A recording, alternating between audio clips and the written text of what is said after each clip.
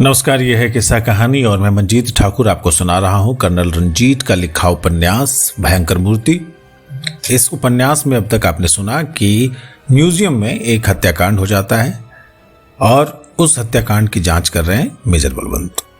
कुछ लोगों पर शक है, लेकिन असली कातिल कौन है इसकी जांच मेजर बलवंत करेंगे, अपने तरीके से करेंगे। तो आइए सुनते हैं इसका अगला एपिसोड। मेजर और सोनिया खाना खा चुकने के बाद मेहमान खाने में बैठे विश्राम कर रहे थे। मेजर को किसी गहरे सोच में डूबा देखकर सोनिया ने शिकायत की, आपको समझना किसी पुराने जमाने के दस्तावेज को पढ़ने जैसा है। आप पल भर में तोला हो जाते हैं, पल में माशा हो जाते हैं, कभी तो घटकर रत्ती भर रह जाते हैं। आप तो कह रहे थे कि आप किसी खास काम से दिल्ली आए हैं, फिर आपने मधुमक्खी के छत्ते में हाथ क्यों डाल दिया है? मेजर ने कहा, इंसान की जिंदगी में संयोग बहुत शक्तिशाली होते हैं सोनिया। मैं जिस खास काम से दिल्ली आया था वो संयोग से इसी इंटरनेशनल म्यूजियम में बनता हुआ दिखाई दे रहा है। इंटरनेशनल म्यूजियम में इंस्पेक्टर धर्मवीर बड़ी अधीरता से मेजर बलवंत की प्रतीक्षा कर रहा था। डॉक्टर बनर्जी अभी तक सोए पड़े थे। राजेश और मिसेज रजनी अभी वापस नहीं आए थे। फोटोग्राफर लाश के चित्र ले चुका था और उंगलियों के निशानों का माहिर भी अपना काम खत्म कर चुका था। तभी मेजर और सोनिया आ पहुंचे। मेजर ने कहा, हमें कोताही से काम नहीं लेना चाहिए। मेजर डॉक्टर बनर्जी के कमरे के से गुजरकर उनके सोने के कमरे तक पहुंच गया, जिसका दरवाजा भीतर से बंद था। उसने बाहर पीतल की कुंडी से खटखटाने की आवाज की। कुछ क्षणों बाद कमरे के भीतर से चटाक की आवाज के साथ दरवाजा खोला गया। दरवाजे के पीछे कोई 40-50 साल का व्यक्ति खड़ा था। उसने नीले रंग का नाइट सूट पहन रखा था। उसके बाल बिखरे हुए थे और आंखें नींद के बोझ से भींची हुई थी। पल भर के लिए वह सब पहचानने की कोशिश करता रहा। जब वो ठीक ढंग से देखने के काबिल हो गया तो उसने अपने सामने तरह तरह के लोगों को देखा और बड़ा हैरान रह गया। उसके मुंह से निकला, दोपहर हो चुकी है, आज तो मैं बड़ी देर तक सोता रहा। माफ कीजिएगा, आप लोग मेरे लिए अपरिचित हैं। खैर, अंदर आइए, वेलकम। डॉक्टर बनर्जी पढ़ने के कमरे में घुसा और उस सबको उसने बैठ जाने का संकेत किया। मुझे डॉक्टर बनर्जी कहते हैं, उसने बैठते हुए कहा। इंस्पेक्टर धर्मवीर ने अपना मेजर का और सोनिया का परिचय कराया। परिचय के बाद डॉक्टर बनर्जी ने हैरत से पूछा, क्या हुआ है? क्या रात को चोरी तो नहीं हो गई? मुझे हमेशा बड़ा डर रहता है, लेकिन दीवान साहब चौकीदार रखना पसंद ही नहीं करते। डॉक्टर साहब, चोरी तो नहीं हुई है, लेकिन इंस्पेक्टर धर्मवीर अपनी बात कहते कहते रुक गया, क्योंकि मेजर डॉक्टर के पैरों की ओर देख रहा था। इंस्पेक्टर भी डॉक्टर के पैरों की ओर देखने लगा। उसे बड़ी निराशा हुई, क्योंकि डॉक्टर ने टेनिस शू नहीं बल्कि कपड़े के स्लीपर पहन रखे थे। डॉक्टर साहब, चोरी की वारदात तो नहीं हुई है, लेकिन उससे भी ज्यादा दुखद दुर्घटना हो गई है। इंस्पेक्टर ने बात जारी रखते हुए कहा, आप जरा नीचे म्यूजियम में चलिए, हमें आपकी हेल्प की जरूरत है। दुर्घटना? कैसे दुर्घटना? डॉक्टर ने उठते हुए कहा। सीढ़ियां उतरते हुए मेजर ने कहा, दीवान सुरेंद्र नाथ की मौत हो गई है। दीवान सुरेंद्र नाथ की मौत? डॉक्टर ने आश्चर्य से कहा, नहीं नहीं, ऐसा कैसे हो सकता है? अभी तो रात को मैंने उनसे भेंट का समय तय किया था। उनको सुबह 9 बजे मेरे पास आना था और दीवान साहब की मौत हो गई। मेरे काम का क्या होगा? मेरी तो जिंदगी ही खराब हो जाएगी। इंस्पेक्टर ने देखा कि डॉक्टर की टांगें कांप रही थी और वो बड़ी मजबूती से रेलिंग का सहारा लेकर सीढ़ियां उतर रहा था। उनका कत्ल कर दिया गया है, इंस्पेक्टर ने कहा। मर्डर? ओह नहीं। अजायब घर में पहुंचकर डॉक्टर को अफ्रीकी देवी देवताओं की मूर्तियों वाले कमरे में ले जाया गया और मेजर दीवान सुरेंद्र नाथ की लाश की ओर संकेत किया। डॉक्टर 2 मिनट तक निश्चेष्ट सा एकटक दीवान साहब की लाश की ओर देखता रहा। फिर उसकी नजरें देवी की मूर्ति पर जमकर रह गई। इस बीच हबशी सिद्दीकू भी दबे पांव वहां चला आया था। डॉक्टर ने उसे देखा तो उसके तन बदन में जैसे आग लग गई। सिद्दीकू, उसने कर्कश स्वर में कहा, इसका क्या मतलब है? तुमने मेरी जिंदगी नरक बना रखी है। तुम हमेशा मेरे रास्ते में बाधाएं खड़ी कर देते हो। तुम मेरे विरुद्ध मेरी पत्नी के कान भरते रहते हो। मेरी पत्नी तुम पर भरोसा करती है, उसे तुमसे कुछ लगाव भी है, इसलिए मैं तुम्हें सहन करता आ रहा हूं, वरना। डॉक्टर होठों से निकलते झाग पोंछने के लिए रुका। जो व्यक्ति मेरी जिंदगी की सबसे बड़ी हसरत पूरी कर सकता था, उसकी हत्या कर दी गई। बताओ किसने किया दीवान साहब का कत्ल? हबशी ने थोड़े दबते हुए किंचित तीखे स्वर में कहा, मैं उनकी हत्या के बारे में कुछ नहीं जानता। मैं तो बस इतना समझ सकता हूं कि देवी जुम्बी ने बदला लिया है। जुम्बी? एक पत्थर की मूर्ति किसी से बदला ले सकती है? सुनो सिद्दुकू, तुम इस समय हबशियों और जंगलियों के संसार में नहीं हो। तुम एक सभ्य सुसंस्कृत दुनिया में सांस ले रहे हो। सच बताओ, दीवान साहब की हत्या किसने की है? मैं तो अपने कमरे में बीमार पड़ा था। तुम झूठ बोलते हो। डॉक्टर बनर्जी क्रोध में सिद्दीकू को ही ओर बढ़ा, लेकिन मेजर ने उसे बांह से पकड़ लिया और कहा, डॉक्टर साहब, हम जानते हैं कि इस समय आपके दिल की क्या हालत हो रही है, लेकिन इस तरह उत्तेजित होने से मामला सुलझेगा नहीं। आप नहीं जानते, यहां जरूर कोई फितना जगाया जा रहा है। जगाया क्या जा रहा है? फितना जाग चुका है, मेजर ने कहा। आप जरा शांत हो जाइए और ये बताइए कि आज रात आप किस समय सोए थे? रात भर नहीं सो सका था। कहीं सुबह जाकर मेरी आंख लगी थी और सोने से पहले रूपा 2 टोस्ट और कॉफी बनाकर मेरे लिए लाया था। उस समय कितने बजे थे? 6 बज रहे होंगे। टोस्ट मुझसे खाए नहीं गए, कॉफी मैंने जरूर पी ली थी। बस मुझे इतना याद है। आप रात भर क्यों नहीं सोए थे? मुझे दीवान साहब के लिए एक रिपोर्ट तैयार करनी थी। मुझे क्या खबर थी कि जब मैं सोकर उठूंगा तो अपने इस उपकारी से वंचित हो जाऊंगा? मेजर ने पूछा। आपने अपनी रिपोर्ट किस समय पूरी की थी? सुबह 5:30 बजे। वो रिपोर्ट कहां है? मेरे पढ़ने की कमरे की मेज पर। ठहरिए, मैं वो रिपोर्ट लाता हूं। डॉक्टर जाने लगा तो मेजर ने हाथ के संकेत से उसे रोक लिया। मेजर ने जेब से रिपोर्ट का कागज निकालते हुए कहा, वो रिपोर्ट मेरे पास है। वो रिपोर्ट दीवान साहब की मुट्ठी में थी।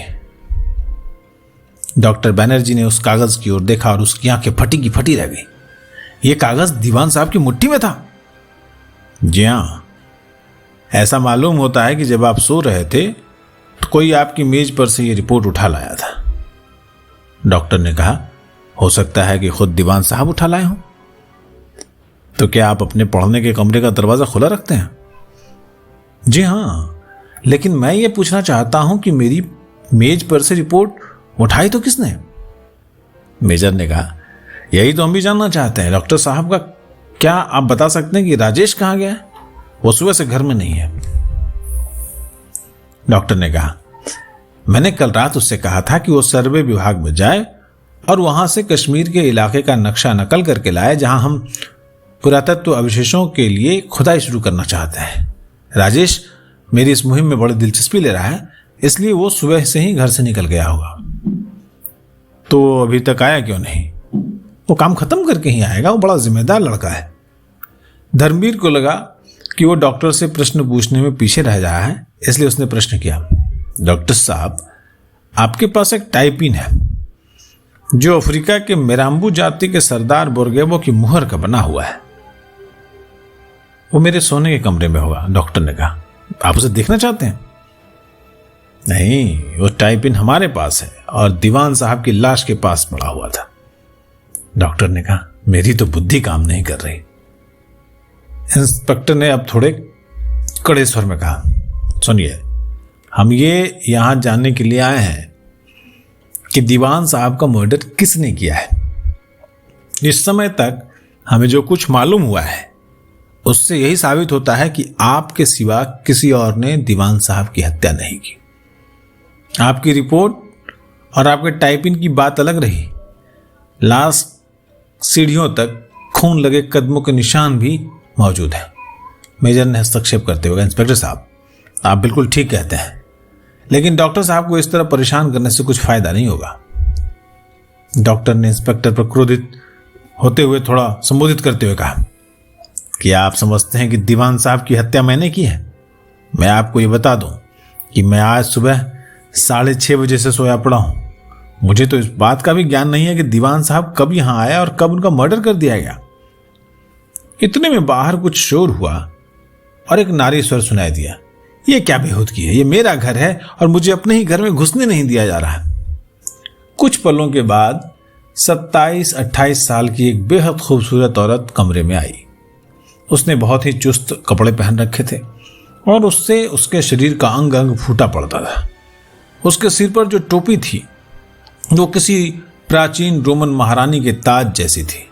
उसने वहां अपरिचित व्यक्तियों की मौजूदगी की कोई परवाह नहीं की और आते ही अपने पति के गाल पर चुम्बन देकर बोली, यहाँ क्या क्या हो रहा है। फिर एकाएक उसकी नजर दीवान सुरेंद्रनाथ की लाश पर पड़ी और वो अपनी छाती पर हाथ रखकर मौन हो गई। रजनी के गालों पर आंसू ढलक आए।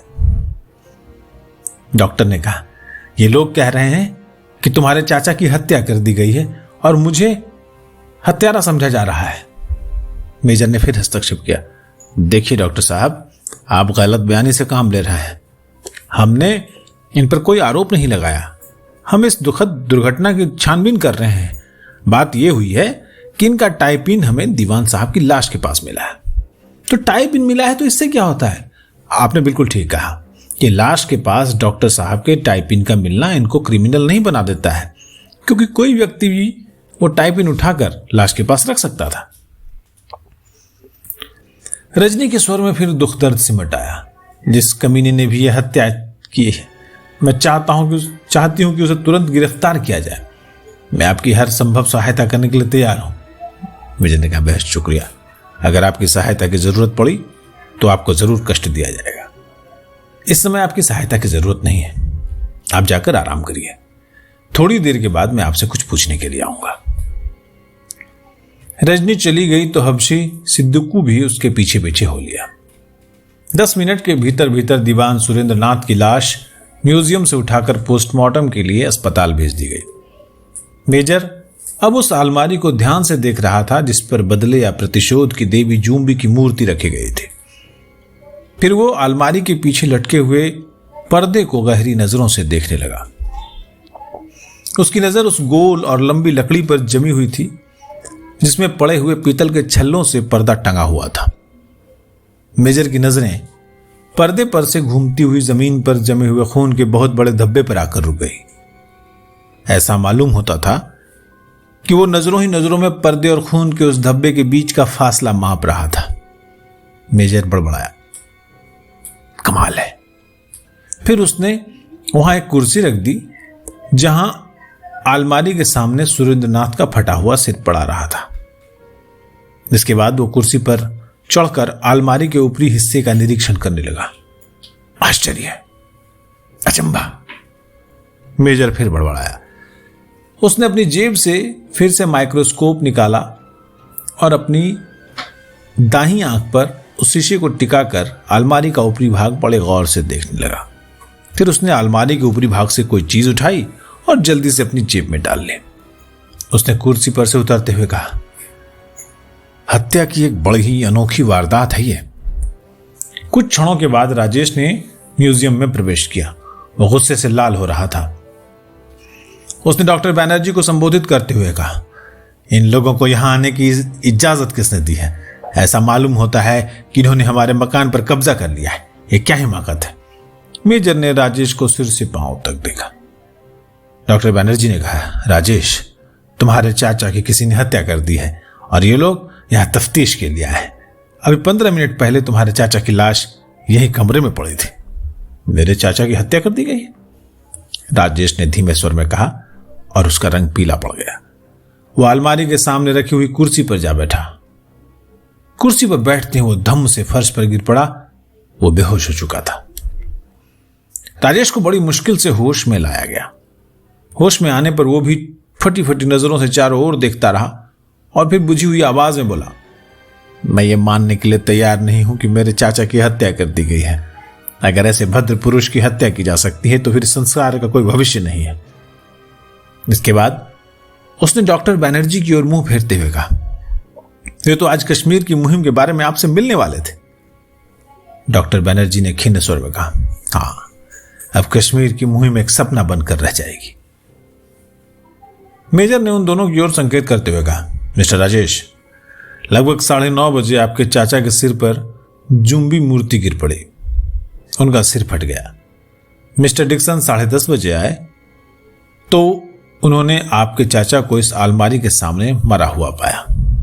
ये इंस्पेक्टर धर्मवीर हैं और ये सार्जेंट सोनिया है।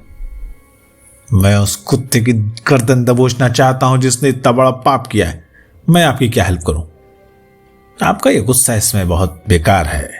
आप अभी हमारी इतनी सहायता कीजिए कि हमें यह बताइए कि आज सुबह आप घर से कितने बजे बाहर गए थे? 8:55 पर। आप बाहर का दरवाजा खुला तो नहीं छोड़ गए थे? नहीं। आप सीधे सर्वे विभाग में गए थे? हाँ, मुझे वहां से कश्मीर के खास इलाके का नक्शा नकल करके लाना था। क्या आप वो नक्शा नकल करके लाए हैं? मेजर ने पूछा। हाँ। इस समय 3:15 बजे हैं। इसका मतलब यह है कि आप लगभग 6.25 घंटे तक घर से बाहर रहे। मेजर ने अपनी जेब से एक छोटी सी नोटबुक निकाली और जानबूझकर अपनी जेबों में कुछ ढूंढने लगा। फिर उसने बड़े ही कोमल स्वर में राजेश से, मेरी पेंसिल खो गई है, आपके पास पेंसिल तो नहीं है? है। राजेश ने पेंसिल निकालकर मेजर को दे दी। मेजर उस पेंसिल पर छपा हुआ नाम पढ़ने लगा। फेवर 319। अच्छी पेंसिल है। क्या आप हमेशा इसी मार्के की पेंसिल इस्तेमाल करते हैं? हाँ, मुझे इसी मार्के की पेंसिल पसंद है। मेजर ने पेंसिल से नोटबुक में कुछ लिखा और पेंसिल लौटा दी। Thank you. बुरा मत मानिएगा, आप ड्राइंग रूम में जाकर बैठिए। हम थोड़ी देर के बाद आपसे कुछ और सवाल पूछेंगे। राजेश कुर्सी पर से उठा और दरवाजे की ओर बढ़ा। मेजर ने आवाज दी, सुनिए, सिद्दीकू को कुछ देर के लिए यहां भेज दीजिएगा। थोड़ी देर बाद सिद्दीकू आकर कोने में खड़ा हो गया। सिद्दीकू, उस कुर्सी के पास जाकर खड़े हो जाओ और हमें यह बताओ कि तुमने जुम्बी की मूर्ति उठाकर अलमारी पर किस जगह रखी थी? मेजर ने हुक्म दिया। सिद्दीकू कुर्सी पर खड़ा हो गया। देखो सिद्दीकू, अलमारी पर हाथ मत रखना, अलमारी के पीछे का पर्दा भी मत छूना, मेजर ने कहा और दूसरी कुर्सी खींचकर सिद्दीकू के बराबर खड़ा हो गया। सिद्दीकू ने अलमारी के ऊपरी भाग के एक सिरे की ओर संकेत किया और बोला, मैंने देवी जुम्बी की मूर्ति यहां रखी थी। आप देख सकते हैं कि यह मूर्ति के पेंदे का निशान यहां पर बना हुआ है। हाँ, मैं देख रहा हूं, मेजर ने कहा। मैं समझता हूं कि आज सुबह जब दीवान सुरेंद्रनाथ इस कमरे में आए तो जुम्बी की मूर्ति अलमारी के सिरे पर रखी हुई थी।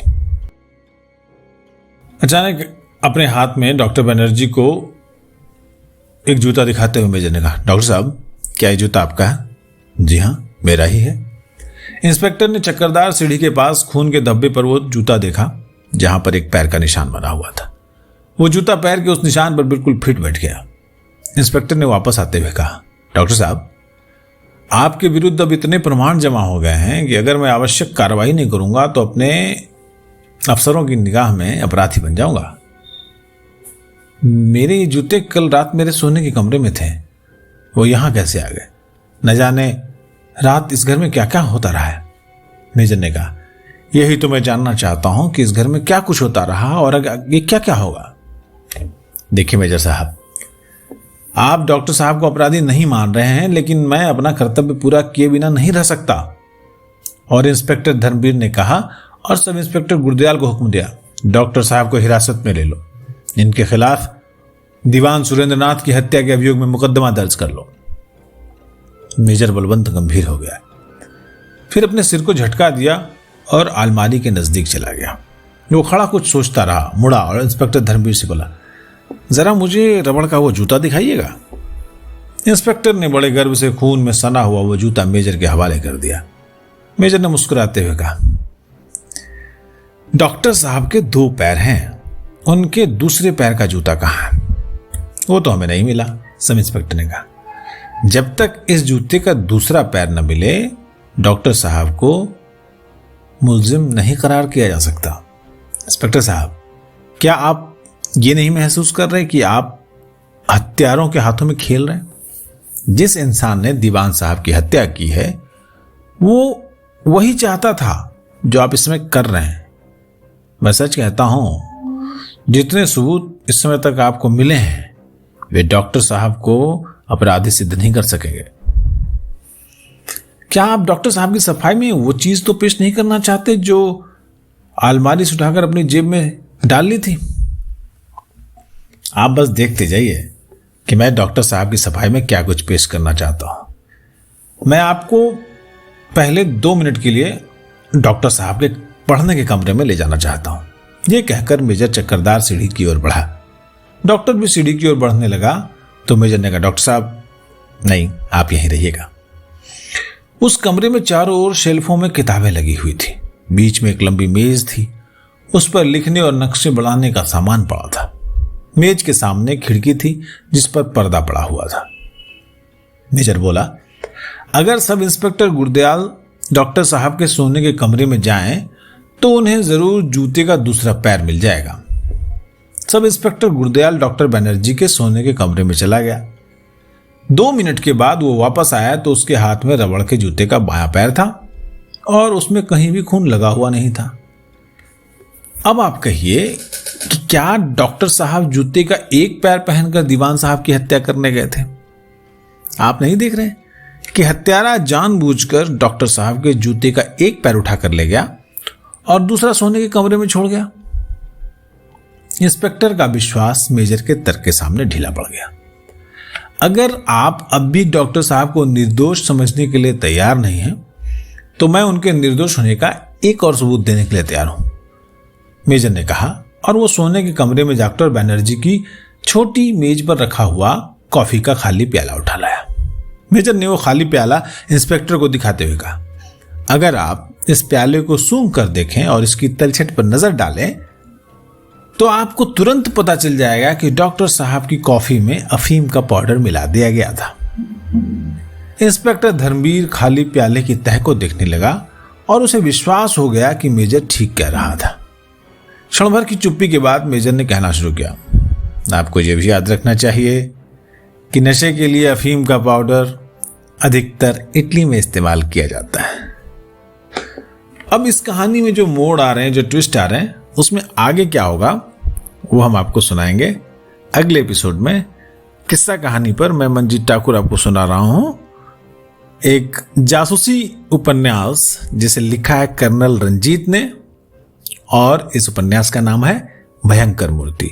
कहानी पसंद आ रही हो, सनसनीखेज लग रही हो, रहस्यमय लग रही हो, तो हमारे चैनल को आप सब्सक्राइब करिए, लाइक करिए, कमेंट करिए और क्या सुनना चाहते हैं ये बताइए और अपने दोस्तों के साथ शेयर करिए। नमस्कार।